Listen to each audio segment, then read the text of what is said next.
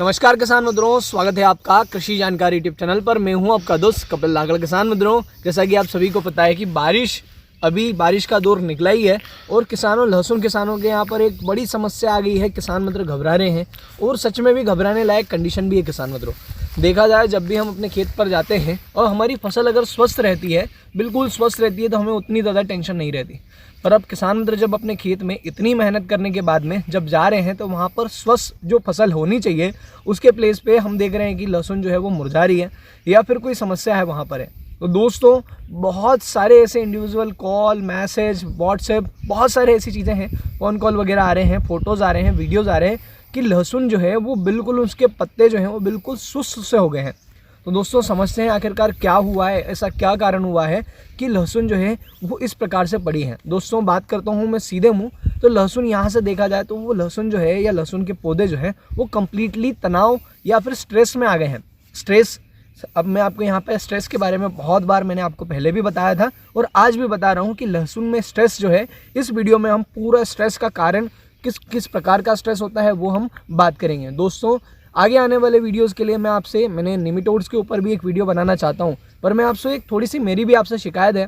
जैसा कि कुछ किसान मित्र मेरे से शिकायत करते हैं कि मैं फ़ोन रिसीव नहीं करता, तो दोस्तों ठीक उसी प्रकार से मेरी भी आपसे शिकायत है कि आप मेरे वीडियोस को लाइक और शेयर नहीं करते हैं। या तो आपको कंटेंट और जो दी गई जानकारी पसंद नहीं आ रही है या फिर आप करना नहीं चाहते। दोस्तों, मैं भी आपसे सपोर्ट चाहता हूं, आप इस चैनल को ग्रो कराइए और अगर आपको कंटेंट और वीडियोस और जानकारी अच्छी लगती हैं तो आप मेरा सपोर्ट करिए, क्योंकि मनोबल डाउन होता है। जो चीज़ें हम कंटेंट आपको दे रहे हैं वो हो सकता है आपका काम का ना हो या फिर आपको फ़ायदा ना हो रहा हो, इसी वजह से आप हमें सपोर्ट नहीं कर रहे हैं। तो कोशिश करूँगा दोस्तों कि आगे आने वाले समय में और भी बहुत अच्छे कंटेंट आप तक लेके आऊँ, पर इस वीडियो को आप लाइक, शेयर, सब्सक्राइब चैनल को ज़रूर करें, तो ज़्यादा हमें मोटिवेशन मिलने वाला है। तो दोस्तों, बात करते हैं स्ट्रेस की। स्ट्रेस या जिसे हम हिंदी में तनाव कहते हैं। तनाव कहीं पर भी हो, चाहे फसल में हो या फिर मनुष्यों में हो या फिर पशुओं में हो, सब में तनाव बहुत ज़्यादा घातक और बहुत एक लंबा नुकसान पहुंचाता है। दोस्तों, अगर फसल के अंदर देखा जाए, फसल अगर हमारी 10-15 दिन के लिए भी अगर तनाव में जाती है, 10 दिन के लिए या 8 दिन के लिए भी जाती हैं, तो उत्पादन में बहुत ज़्यादा प्रभाव पड़ता है। तो दोस्तों, लहसुन में और या फिर पौधों में तनाव के 2 कारण होते हैं और 2 प्रकार कहते हैं, हम 2 प्रकार कह सकते हैं। एक होता है जैविक और दूसरा है अजैविक। एक अबायोटिक और एक होता है बायोटिक। दोस्तों, सबसे पहले हम अबायोटिक या अजैविक तनाव की हम बात करते हैं, तो अजैविक तनाव के बहुत सारे कारण हो सकते हैं। जैसे कि किसान मित्रों, अचानक से गर्मी के दिनों में जब लू बजने लगती है, तब भी मौसम जब भयंकर तरीके से चेंज होता है, जब लू बजने लगती हैं या लू के थपेड़े बजते हैं, उस समय पर भी हमारे जो कोई भी पौधा हो, मैं यहाँ पर एक पर्टिकुलर लहसुन की बात नहीं कर रहा हूँ, सभी फसलों की बात कर रहा हूँ, कोई भी पौधा हो वो तनाव में आ जाता है। मतलब दिन का टेम्परेचर अचानक से हाई हो गया, टेम्परेचर लो हो गया, तो भी पौधे जो हैं वो तनाव में आते हैं। इसके अलावा दोस्तों, बहुत ज़्यादा पानी अचानक से पानी बरस गया या फिर पानी की कमी हो गई, पानी बहुत ज़्यादा हो गया, वाटर का एक्सेस हो गया या फिर पानी की कमी हो गई, शॉर्टेज हो गई, तब भी पौधे तनाव में आते हैं। दोस्तों, अगर देखा जाए तो न्यूट्रिशन डिफिशिएंसी भी पौधों को तनाव में लाती है। मतलब उर्वरक की जो पौधों को पोषक तत्व चाहिए, अगर वो नहीं मिल रहे हैं तब भी पौधे जो हैं वो तनाव में आते हैं। अगर बहुत ज़्यादा पोषक तत्व हम उपलब्ध करा देते हैं अपने पौधों को या फिर फसलों को, तब भी पौधे जो हैं वो तनाव में आते हैं। और दोस्तों, बहुत ऐसे कारण भी होते हैं जो हमें पता नहीं है कि किस प्रकार से चीज़ें होती हैं। जैसे कि पाला गिर रहा है, मतलब बहुत कड़ाके की सर्दी है और टेम्परेचर जो है वो 6-7 डिग्री, 5 डिग्री के आसपास हो गया है या फिर जलने जैसी, पाला गिरने जैसी कंडीशन है, तब भी पौधे तनाव में रहते हैं। और बारिश का तो मैंने आपको बता ही दिया। ऊटी लहसुन आपने देखा होगा। अब मैं आपको एक कनेक्ट करके बताता हूँ अजैविक कारण में। बहुत सारे किसान मित्र ऐसे होते हैं जो अर्ली वाली लहसुन की खेती करते हैं, जैसे कि मैं स्वयं। अब देखा जाए किसान मित्रों, तो हमेशा ऊटी अर्ली वाली जो होती है उसके अंदर उत्पादन बाद वाली लहसुन के कंपैरिजन में बहुत ज़्यादा कम क्यों आता है? उसके पीछे का कारण भी तनाव ही होता है, स्ट्रेस ही होता है। क्योंकि पौधे तनाव में रह के वो ये कहते हैं ना, वो अपटाते, मतलब जैसे उनको को मारा हो भयंकर और वो अंबान चल गई हो, ऐसे पौधे चलते हैं। देखा हो आपने, तो पहले ऊटी में जब शुरुआत में बारिश हो जाती है तो पौधे बारिश के कारण तनाव में आ जाते हैं, और बारिश निकलने के जस्ट बाद जो गर्मी आती है, गर्मी के दौरान मतलब सर्दी शुरू होने और बारिश बंद होने के बीच का जो एक पीरियड होता है, उस समय पे आपने देखा होगा टेम्परेचर बहुत ज़्यादा हाई होता है और उस कारण पौधे तनाव में रहते हैं। मतलब 1 महीना भर जो रहता है ना, महीना 1.5 महीना, उस समय पौधे बहुत ज़्यादा तनाव में रहते हैं। और तनाव में रह के आपने देखा होगा अर्ली वाली जो ऊटी है उसका उत्पादन अगर देखा जाए तो मिनिमम में बहुत कम भी हो सकता है और मैक्सिमम में 15 क्विंटल के आसपास जाता है। बहुत अच्छा किसान हुआ तो 18 क्विंटल तक ले सकता है, उससे ज़्यादा नहीं। ये मैंने खुद चीज़ें फेस करी हैं और बहुत सारे किसान मित्र इसको फेस करते हैं। तो दोस्तों ये रहे अजैविक कारण। अब हम जैविक कारण की बात करते हैं। जैविक कारणों की बात करें किसान मित्रों तो जैसे कि हमने देखा जैविक कारण अलग अलग प्रकार से हो सकते हैं। जैसे कि एक और चीज़ मैं अजैविक चीज़ में भूल गया कि अगर कोई किसान मित्र कीटनाशक का या फंगीसाइड का बहुत ज़्यादा मात्रा में प्रयोग कर रहा है तब भी जो पौधे हैं वो तनाव में आ जाते हैं और बहुत ज़्यादा खाद प्रयोग करने से भी पौधे तनाव में आते हैं। इसीलिए मैं हमेशा बोलता हूँ कि डोज हमेशा एक लिमिटेशन में होना चाहिए। बहुत सारे किसान मतलब उतावले हो जाते हैं, उत्सुक हो जाते हैं। मैंने ह्यूमिक बताया 500 ग्राम वो 2 किलो डिब्बी के का डाल रहे हैं तो नुकसान हो जाता है। अब जैविक कारण की बात करते हैं दोस्तों। जैविक कारण में सभी फसलों में जैसे कि हमारे सोयाबीन की फसल में कीड़ी इल्लियाँ लगती हैं तो इल्लियों के कारण भी पौधे जो हैं वो तनाव में आते हैं क्योंकि वो पत्तियां को नुकसान पहुंचाते हैं और फोटोसिंथेसिस की क्रिया जो है वो बाधित होती है। और दोस्तों एक चीज़ और, अगर जड़ के अंदर फफूंददारी है या थ्रिप्स हैं या कोई भी किसी भी कीड़ों से पहुंचाया हुआ जो नुकसान है वो जैविक कारण होता है दोस्तों। और दोस्तों मैं अजैविक चीज़ में एक और चीज़ भूल गया हूँ मैं, जैसे कि आपने देखा होगा। अब यहाँ पर हम लहसुन की बात कर लेते हैं। आखिरकार लहसुन जो है हमारी इस समय पे किस प्रकार से तनाव में है, मैं 2 कारण बता देता हूँ। 2 कारण की वजह से पौधे जो हैं वो कम्प्लीटली तनाव में है। एक कारण तो ये है कि आपने जो बारिश जो हुई है, बारिश हुई और अचानक से मौसम ठंडा हो गया। मतलब 2 चीज़ें हुई, पहले तो मौसम थोड़ा ठीक नहीं था और उसके बाद में अचानक से मौसम ठंडा हुआ, साथ साथ में बारिश भी हुई और सुबह शाम कोहरा भी हुआ। तो दोस्तों इस वजह से पौधे जो है हमारे तनाव में आएंगे। और साथ साथ में एक समस्या और यहाँ पर रिपीट हुई, वो थी कि जो पिछला 8-10 दिन का जो एक पीरियड गया है जिस समय पे बारिश हो रही थी और सूरज जो है वो दिन में प्रॉपर तरीके से निकल ही नहीं रहा था, तो फोटोसिंथेसिस या फिर प्रकाश संश्लेषण की जो क्रिया है वो पूर्ण रूप से पौधों के अंदर बाधित हो गई। तो समझिए कि बोले वो समझ लो कि लहसुन का उपवास 8 से 10 दिन का लहसुन का उपवास हो गया है। उनको भोजन प्रॉपर तरीके से बना नहीं पाए, केवल वो नाश्ते के या फिर फलाहार के दम पे अभी तक सर्वाइव कर रहे थे। और अभी आपने देखा होगा बहुत सारे ऐसे प्लॉट हैं जिनके अंदर पत्ते जो हैं वो निष्क्रिय, ये कह सकते हैं कि थोड़े मुड़ से गए हैं या फिर मुड़ रहे हैं या समस्या आ रही है। ये किस किसान मित्रों का कमेंट है, मैंने भी अपने खेत के अंदर देखा है, कुछ पौधों के अंदर ये समस्या है। फोटोसिंथेसिस, अब ये समझिए कि यार मेरे को 8 दिन के लिए उपवास करने का बोलेंगे और उपवास अगर मैं करूँगा तो हो सकता है डायरेक्टली इनडायरेक्टली मेरे को कमज़ोरी तो आएगी। सेम चीज़ लहसुन के अंदर हो रही है दोस्तों।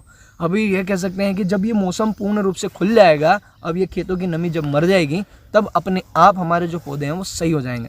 पर दोस्तों हमें इसके लिए उपचार करना बहुत ज़्यादा ज़रूरी है। उपचार अगर हम नहीं करते हैं तो हमारे पौधे जो हैं वो स्ट्रेस से नहीं निकलेंगे। अभी ये समझ लीजिए कि उनको बूस्टर या फिर एक ऐसे चीज़ की ज़रूरत है जो उनको क्षमता प्रदान करे, शक्ति प्रदान करे कि वो सर्वाइव कर पाए। तो दोस्तों ऐसी कौन कौन सी चीज़ें हैं जिनका हम प्रयोग कर सकते हैं स्प्रे के माध्यम से। अभी मैं देखा हूँ खेत के अंदर, रियावन वाले मेरे एक दोस्त के खेत में हूँ, विकास जी के खेत के अंदर खड़ा हूँ मैं, और यहाँ पर भी सेम समस्या है। कुछ किसान मित्रों के यहाँ पर सभी किसान मित्रों के यहाँ पर बारिश के कारण खेत के अंदर नमी बहुत है। अभी हम पानी दे नहीं सकते हैं, पानी देंगे तो बहुत ज़्यादा और ज़्यादा गीला हो जाएगा। पर अगर आपके यहाँ पर पानी की ज़रूरत लग रही है तो आप दे सकते हैं। ऐसा नहीं है कि बहुत ज़्यादा बारिश सभी क्षेत्रों में हुई है। जैसे कि इधर ये जो दलोदा वाला बेल्ट है वहाँ पर थोड़ी कम बारिश हुई है बड़वन के आसपास और उनसे आगे वाले एरिया में। रियावन साइड तो बहुत ज़्यादा बारिश हुई है। तो अभी ऐसी कंडीशन में अगर आपको पानी लग रहा है तो आप दे भी सकते हैं। दोस्तों बात करते हैं ऐसी कौन सी चीज़ प्रयोग की जाए जिसका प्रयोग करके हम हमारी लहसुन के अंदर हम वापस से चीज़ें हम रिकवर कर सकते हैं, पौधा रिकवर कर जाए। तो दोस्तों सबसे पहले मैं आपको यही कहूँगा कि सबसे अच्छा वाला जो टॉनिक है वो आप यहाँ पर उपयोग करिए। सबसे अच्छा वाला टॉनिक आपके पौधों को एक एनर्जी या फिर एक ये कह सकते हैं ताकत और एक क्षमता प्रदान करेगा कि वो स्ट्रेस से बाहर आए, तनाव से बाहर आए।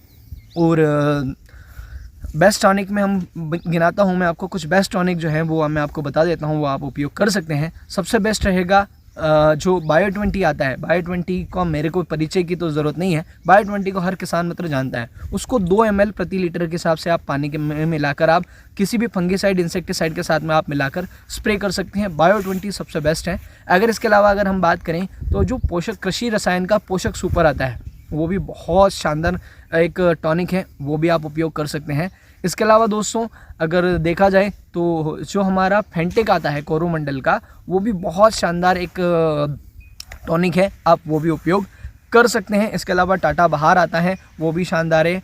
और बायोवीटा जो है वो भी सीवीड एक्सट्रैक्ट है, वो भी बहुत शानदार है। दोस्तों आपको याद हो तो मैंने आपको सीवीड एक्सट्रैक्ट के ऊपर एक चीज़ बताई थी कि क्यों लोग लहसुन के अंदर सीवीड एक्सट्रैक्ट डालते हैं, मतलब जो समुद्री शैवाल से बना हुआ, समुद्री घास से बना हुआ जो ग्रेन्यूल और लिक्विड है वो किसान मित्र क्यों डालते हैं। अब उस चीज़ को आप यहाँ पर कनेक्ट करिए कि जब विषम परिस्थिति में मौसम, अभी देखा सर्दी के अंदर मौसम जो रहता है वो थोड़ा सर्द रहता है और धूप जो होती है वो कम निकलती है, दिन छोटा होता है, तो उस समय में ऐसी विषम परिस्थिति में हमारे जो पौधे हैं उनके अंदर जो सीवीड एक्सट्रैक्ट के अंदर जो हार्मोन हमने पौधों को दिया है वो पौधे ले पाएँ और खुद से जो है अपना भोजन बना पाएँ। मतलब वो जो मैंने आपको ये वीडियो अगर आपको देखना है तो आप देख सकते हैं, कंप्लीट वीडियो मैंने पहले डाली थी और जिन किसान मित्रों ने देखी थी वो आप अपना जो है जवाब अपने कमेंट में दे सकते हैं। तो दोस्तों क्या होता है, सीवीड एक्सट्रैक्ट जो है उसके अंदर एक हार्मोन होता है, वो क्या करता है पौधों को क्षमता प्रदान करता है कि जब धूप ना निकले तो हाँ हमारे पौधे जो हैं वो भोजन बना पाए, क्योंकि जो सीवीड एक्सट्रैक्ट जो है वो समुद्र के अंदर हज़ारों फीट गहराई इसके अंदर जो समुद्री घास होती है, जो शैवाल होते हैं उनसे निकाल कर, उनका हार्मोन निकाल कर एक्सट्रैक्ट करके उस सीवीड एक्सट्रैक्ट वाला जो पाउडर या फिर हम लिक्विड या फिर ग्रेन्यूल्स आते हैं उसके अंदर दिया जाता है। तो दोस्तों यही कारण होता है कि सीवीड एक्सट्रैक्ट जो है वो कंद वर्गीय फसलों में डलाया जाता है या सर्दी वाली फसलों में डलाया जाता है। तो दोस्तों ये आ गई टॉनिक की बात। टॉनिक इसके अलावा भी बहुत सारे मार्केट में उपलब्ध हैं, आपको जो समय से मिल जाए आप उपयोग कर सकते हैं, बस ये है कि मात्रा जो है वो थोड़ी ठीक रखनी चाहिए आपको।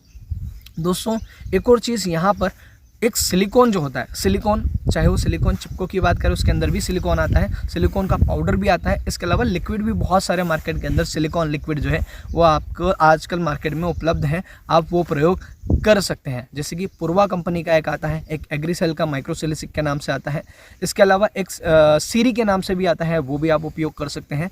और दोस्तों पाउडर भी आजकल मार्केट में उपलब्ध है, पाउडर आता है उसको फाड़िए और आप घुल बनाकर उसको भी आप स्प्रे कर सकते हैं। सिलिकॉन आपके पौधों को क्षमता प्रदान करेगा कि वो ऐसी क्रिटिकल कंडीशन में सर्वाइव करें और तनाव से बाहर है।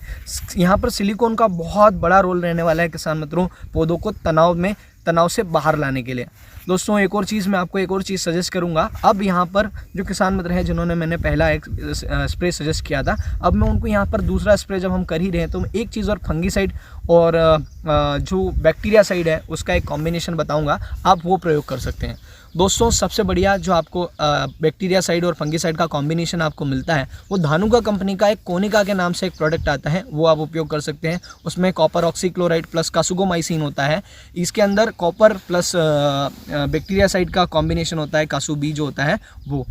अगर आप चाहें किसान मित्रों तो इसका अल्टरनेटिव मैं आपको बताता हूँ, टाटा का ब्लीटॉक्स के नाम से आएगा, सिजेंटा में ब्लू कॉपर के नाम से आएगा, ये सिजेंटा या क्रिस्टल दोनों में से एक है, अभी चेंज हो गया है, ब्लू कॉपर के नाम से आता है वो आप प्रयोग कर सकते हैं। धानुकॉप के नाम से भी आता है धानुका के अंदर, वो भी आप ले सकते हैं, सब में कॉपर ऑक्सीक्लोराइड होता है। इसके अलावा किसान मित्रों साथ में अगर आपको कॉम्बिनेशन लेना है तो आप कासुगोमाइसिन ले सकते हैं, आप वेलिडामाइसिन ले सकते हैं, आप स्ट्रेप्टोसाइक्लिन ले सकते हैं, ये आपको लेना ज़रूरी है और एक साथ में घुल बनाकर आप स्प्रे कर सकते हैं। तो सबसे बढ़िया, मैं ज़्यादा कंफ्यूज आपको नहीं करूँगा, आप लीजिए सबसे पहले बायो20 के अलावा आप सिलिकॉन कुछ भी पाउडर वगैरह या फिर जो लिक्विड आता है OSA वगैरह आप वो ले सकते हैं। साथ में आप जो धानुका का कोनिका आता है वो आप ले सकते हैं।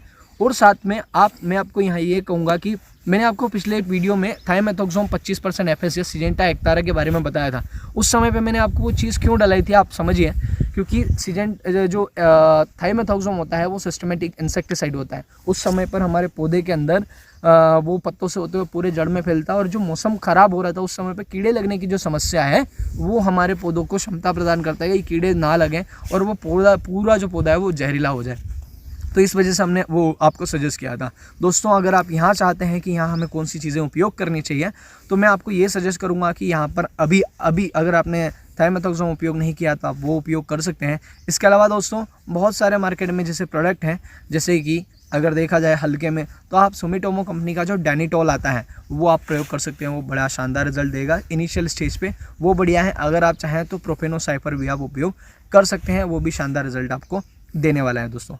तो इसके अलावा दोस्तों ये याद रहे सिलिकॉन डालना आप ना भूलें, सिलिकॉन बहुत ज़्यादा इम्पोर्टेंट है यहाँ पर और इस चीज़ का ध्यान रहना चाहिए। दोस्तों बात अब जब भी हम पिलाई करेंगे, अब कह सकते हैं कि अब इसको लहसुन को हर तरफ से कमजोरी आ गई है केवल स्प्रे करने से ये लहसुन जो है वो सर्वाइव नहीं करेगी, या फिर इतने अच्छे तरीके से फास्ट तरीके से जो शुरुआत वाली ग्रोथ थी इस प्रकार से इसमें ग्रोथ वैसी नहीं आएगी। तो अभी हमें इसको जड़ से भी इलाज करना पड़ेगा। जब हम पानी भेजेंगे इसके अंदर, पानी जब छोड़ेंगे उस समय पर भी हमें बहुत सारी चीज़ें यहाँ पर देनी पड़ेगी, तब ये जो पौधे हैं थोड़े कलर में आएंगे। कलर तो है, अभी भी कलर नॉर्मल है, कलर में कोई समस्या नहीं है, बस पौधे जो हैं वो सुस्त हो गए हैं और तनाव के कारण। तो हमें नीचे से भी इलाज करना पड़ेगा। जड़ के अंदर फफूंद भी आ रही हैं, जड़ गलन भी हो रही हैं, इसके अलावा दोस्तों कीड़े भी लग रहे हैं। तो इन सब का इलाज हमें वापस से करना पड़ेगा और धीरे धीरे हमें आगे बढ़ना पड़ेगा। अब क्या करें, मौसम ना तो आपके हाथ में है ना मेरे हाथ में है। हमारे हाथ में तो केवल बैठ कर हम मेहनत कर सकते हैं, और दूसरा हम मौसम के ऊपर निर्भर रह सकते हैं। तो दोस्तों एक चीज़ और, कुछ किसान मित्रों का ये थोड़ा सा एक माइंडसेट है कि भैया हमारे लहसुन के नीचे के जो पत्ते हैं वो पीले पड़ रहे हैं, पीलापन आ रहा है। तो दोस्तों मैं आपको एक चीज़ यहाँ पर बता देना चाहता हूँ कि जब भी, जैसे कि एक एग्जाम्पल के हिसाब से समझिए, होता क्या है कि जैसे कि मेरे ऊपर 5 लाख का कर्ज है या 10 लाख का कर्ज है, तो मैं क्या करूँगा कि अपनी जो आवश्यकता है उनमें हम धीरे धीरे मैं कटौती करने लगूंगा। हो सकता है उसमें से मेरे पास कुछ एसेट्स हैं या फिर ऐसी कोई प्रॉपर्टी है, मैं बेच करके उसको हम मेरा कर्जा देने की कोशिश करूँ। सेम चीज़ पौधा जब तनाव में होता है तब होता क्या है कि वो अपने सारे जो पत्ते हैं उनको पोषित नहीं कर पाता। जो यूजलेस पत्तियाँ होती हैं वो उनको ड्रॉप करने के लिए प्लान करता है। तो दोस्तों आप समझिए कि हमारा पौधा बहुत ज़्यादा स्ट्रेस में है। जब स्ट्रेस में है पौधा तो होगा क्या कि वो अपने के नीचे के जो 2 पत्तियाँ हैं, नीचे की जो 2 पत्तियाँ हैं उनको वो ऑटोमेटिकली ड्रॉप करेगा। क्यों उनको पोषित करें, क्योंकि उसके पास नए 4 पत्ते आ चुके हैं ना। तो होगा क्या कि वो नीचे के जो 2 पत्तियाँ हैं उसको वो ड्रॉप कर रहा है, मतलब वो उनके अंदर पीलापन आ रहा है। तो कुछ किसान मतलब बहुत ज़्यादा इसलिए घबराए हुए हैं कि यार मेरे नीचे के 2 पत्ते पीले पड़ रहे हैं। भैया समझिए थोड़ी सी बात को कि लहसुन है, पौधा है, आप इसको 100% इसके, अगर इसमें 15 पत्ते आ रहे हैं तो 15 के 15 पत्ते हरे नहीं रह सकते हैं। एक किसान मतलब जरा सा पीलापन आने पर घबराता है। बहुत बार उसके फ़ोन भी आते हैं मेरे पास। तो होता क्या है कि ऐसा नहीं है, हम 100% अपनी लहसुन को हरा का हरा नहीं रख सकते। आपको नीचे के 2 पत्ते अगर आपके पीले हैं तो आपको इतना घबराने की ज़रूरत नहीं है। आपको घबराने की ज़रूरत कब है, ऊपर के जो 4 पत्ते, जो शुरुआत के नए 4 पत्ते हैं, अगर उनके अंदर पीलापन आ रहा है तो आपको घबराने की ज़रूरत है। अन्यथा नीचे के 2 पत्ते नॉर्मली इन जनरल सभी लहसुन के अंदर पीले होते हैं और होना भी चाहिए, क्योंकि अब लहसुन है, पौधा छोटा है, अब वो सभी चीज़ का बोझ नहीं उठा सकता। तो वो जिस चीज़ का बोझ नहीं उठा सकता उसको वो गिराएगा ही। अब जैसे समझिए पत्ते गिराने का जो काम है वो चल रहा है, आप इतना घबराने की ज़रूरत नहीं है। पौधा जब तनाव में होता है, जब यूजलेस चीज़ें वो ड्रॉप करने लगता है। तो बहुत बार ऐसा होता है जो फल वर्गीय फसलें होती हैं या जो हम सब्जी वर्गीय फसलें होती हैं, जब पौधा तनाव में आता है वो अपना फूल और फल ड्रॉप करने लगता है। तो उस समय पर पौधा खुद को बचाने की कोशिश करता है, ना कि फल को। अगर फल को बचाने गया तो पौधा खुद मर जाएगा। तो ये चीज़ आप वहाँ से कनेक्ट करके देख सकते हैं। तो आज की वीडियो में इतना ही, मिलते हैं नेक्स्ट वीडियो में। ये वीडियो आप शेयर करना ना भूलिएगा और लाइक भी ज़रूर करिएगा। तब तक के लिए जय जवान जय किसान, धन्यवाद।